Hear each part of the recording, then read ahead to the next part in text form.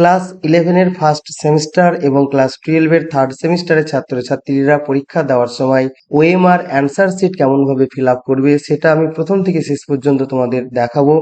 কোথায় কি লিখতে হবে, কোন ঘরগুলো কেমনভাবে ভরাট করতে হবে, সবটাই তোমাদের দেখাবো, তোমরা দেখতে থাকো।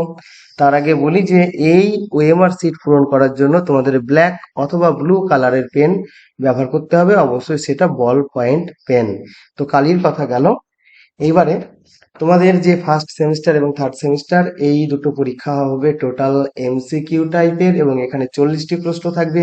প্রত্যেকটি প্রশ্নের জন্য 1 নম্বর করে, টোটাল 40 নম্বর। তো সেই 40টি প্রশ্নের উত্তর তো তোমাদের ওএমআর শিটে করতেই হবে। তার আগে তোমাদের রেজিস্ট্রেশন নম্বর লিখতে হবে, রোল এবং নম্বর লিখতে হবে, আরো যে সমস্ত বিষয়গুলো লিখতে হবে। কি লিখতে হবে দেখে নাও। তো প্রথমে দেখো চলে আসছে তোমাদের রেজিস্ট্রেশন নম্বর। তো তোমাদের রেজিস্ট্রেশন সার্টিফিকেটে যে নম্বরগুলো থাকবে সেই নম্বরগুলো তোমরা এখানে লিখে দেবে। শুধু এটা লিখলেই হবে না, এবার এই নিচের এই বক্সগুলোকেও কিন্তু সঠিকভাবে তোমাদের পূরণ করতে হবে। সেটা আমি দেখানোর আগে সমস্ত সংখ্যাগুলো আগে আমি লিখে নিই। তো রেজিস্ট্রেশন নম্বর লিখলাম, তারপরে রোল লিখে নিলাম, এটা তোমাদের অ্যাডমিট কার্ডে পেয়ে যাবে। তারপরে নম্বর এটাও লিখে নিলাম। এরপরে কোশ্চেন বুকলেট সিরিয়াল নম্বর, এটা তোমাদের কোশ্চেন পেপারে থাকবে, সেটা দেখে দেখে এখানে লিখে দেবে। তারপরে কোশ্চেন বুকলেট সেট কত, এখানে ধরো তোমার পক্ষে মানে তোমার কাছে ওয়াই সেটটা এসেছে, তাই তুমি এখানে ওয়াই লিখে দিলে। এবারে সাবজেক্ট কোড, আমি এখানে ইংরেজির জন্য তোমাদের দেখাচ্ছি। তো ইংরেজির সাবজেক্ট কোড হচ্ছে ইএনজিবি, এটা প্রত্যেকটি সাবজেক্টের আলাদা আলাদা হবে। এটাও তোমরা প্রশ্নপত্রে পেয়ে যাবে, মানে প্রশ্নতে সেখান থেকে দেখে লিখে নেবে। এইবারে নিচের এই ঘরগুলো কেমন ভাবে তোমরা ভরাট করবে দেখে নাও। তো প্রথমে দেখো রয়েছে 4।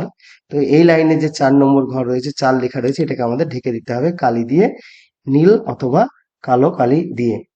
এইবারে তারপরে লাইনে 1 নম্বর আছে, তো এই ঘরটাকে ঘিরে দিলাম। ঠিক একই রকম ভাবে এখানে 5, তারপরে রয়েছে 0, তারপরে রয়েছে আবারও 5, তারপরে রয়েছে 6 নম্বর ঘর, তারপরে 7, এখানে 7 নম্বর ঘরটাকে আমরা ঘিরে দেবো। এরপর রয়েছে 8, এই ঘরটাকে আমরা ঢেকে দেবো। তারপরে রয়েছে 9 এখানে, তারপরে রয়েছে 3 এখানে।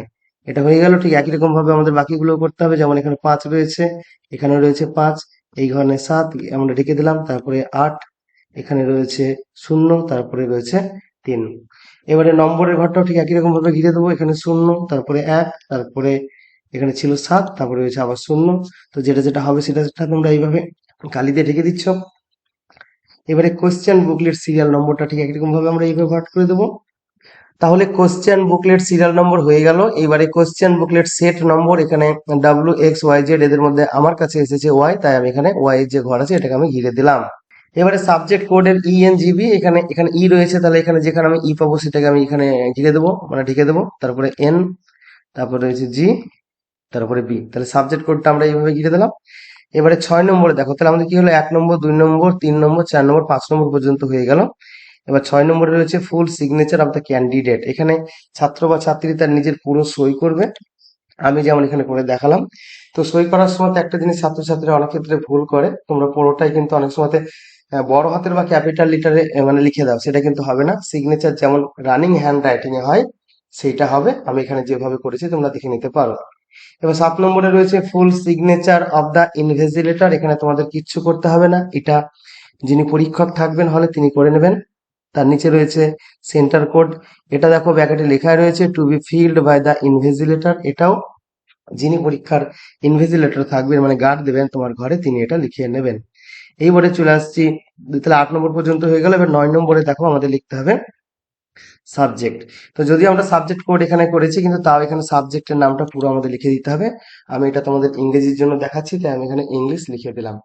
এইবারে তোমাদের যে 40টি প্রশ্ন থাকবে, সেই 40টি প্রশ্নের এগেনস্টে যে 4টি করে অপশন আছে, যে অপশনটা তোমাদের সঠিক উত্তর হবে সেটা তোমাদের ঘিরে দিতে হবে।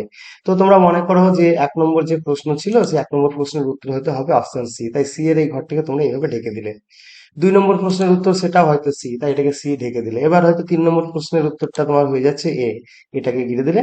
এরকম ভাবে 4 নম্বরের উত্তরটা হয়তো হয়ে যাচ্ছে ডি, এরকম ভাবে যে প্রশ্নের যে উত্তরটা হবে সেটা তোমরা এরকম ভাবে কিন্তু ঢেকে দেবে। তো এটাই হলো ওএমআর সিট ফিল আপ করার সঠিক পদ্ধতি। এবার এই ওএমআর সিট সংক্রান্ত বহু নির্দেশিকা তোমাদের এই ওএমআর সিটের পিছন দিকে দেওয়া রয়েছে, সেটা আমি অন্য একটা ভিডিওতে আলোচনা করে দেখাবো। এবং ওখানে তোমাদের বাংলা এবং ইংরেজি দুটো ভাষাতে দেওয়া রয়েছে কিভাবে এগুলো ফিল আপ করতে হবে, কোন কোন নির্দেশ মেনে চলতে হবে। তো এই ঘরগুলো যখন তোমরা ফিল আপ করবে তখন কিন্তু এই ঘরের বাইরে যেন পেনের দাগটা চলে না যায় সেটা তোমাদের লক্ষ্য রাখতে হবে। আর এক্ষেত্রে তোমাদের পুরো ঘরটাকেই কিন্তু কালি দিয়ে ঢেকে দিতে হবে। তোমরা অর্ধেক করে দিলে বা একটা টিক চিহ্ন দিয়ে দিলে বা কোনো একটা ক্রস চিহ্ন দিয়ে দিলে সেটা করলে কিন্তু হবে না। আর মনে রাখতে হবে যে যদি তোমরা এখানে কাটাকাটি করে দাও, প্রথমে হয়তো এখানে অপশন সি করে দিয়েছো, পরে দেখছো যে এটার উত্তর বি হবে, তুমি যদি এটা করতে যাও তাহলে কিন্তু হবে না, কারণ এখানে কোনো কাটাকাটি অ্যালাউ নাই। তুমি যেটা করে ফেলেছো মানে এটা ওটাই ফাইনাল। তুমি যদি পরে আবার করতেও যাই তাহলে কিন্তু নম্বর পাবা না, এটা কিন্তু বাদ যাবে। অর্থাৎ একটার প্রশ্নের জন্য একটা ঘরকেই তোমাকে ঢাকতে হবে, তুমি কেটে দিয়ে পাশে ঢেকে দিলে সেগুলো কিন্তু অ্যালাউ নয়। আর এর জন্য কোনো নেগেটিভ মার্কিং নেই। তোমার প্রশ্নের উত্তর যদি ঠিক হয় তাহলে তুমি পাবে 1 নম্বর, আর যদি ভুল হয় তাহলে সেই প্রশ্নের জন্য কোনো নম্বর পাবে না। নেগেটিভ মার্কিং মানে প্রশ্নের ভুল উত্তর দিলে অনেক সময় নাম্বার কেটে নেওয়ার ব্যাপার থেকে কিছু কিছু পরীক্ষায়, সেটা কিন্তু এখানে নেই। তাহলে এইটুকুই ছিল এই ভিডিওটির আলোচনা। যদি ভিডিওটি দেখে ভালো লাগে একটি লাইক করো, কিছু জানার বা জানানোর থাকলে কমেন্ট।